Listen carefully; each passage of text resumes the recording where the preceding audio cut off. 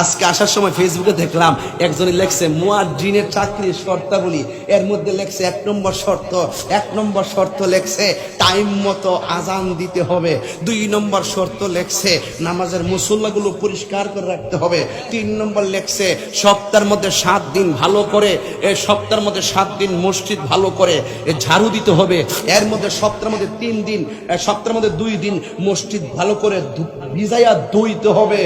আমি শর্তটা পইরা মনে মনে ভাবছিলাম এই মসজিদের কমিটিটা যে কেডা। ওই ফুতেরে কইলাম হইলে যে মসজিদে ইমাম সাহেব আজান দিব আর তুই প্রত্যেক দিন মসজিদরে দয়া দিবি।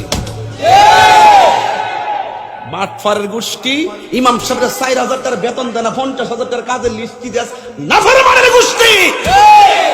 তো গজবাইতো না তো কি চাইবো? গজবাইতো না কি আইব?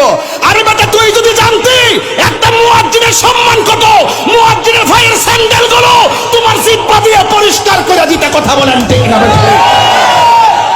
বেতন দেশে 3000, লিস্ট দিছে 42টা। আরে 42টা জুতাটা ফিটাতে পারতো বেটা। যেই বেটা মুয়াজ্জিনগিরি করে 3500 বেতন ভা, হে যদি কালকে থেকে সিনজি সালাম মাসে 20,000 টাকা রুজি করতে পারবে। তা মনে করতেছে ইমাম সাহেবের শরীরটা মাশাআল্লাহ কত সুন্দর, বেতন দেন 4000 টাকা, দমক মারা 40,000 টাকা, মনটা কো জুতাটা বাইরে এলাম আমার দাম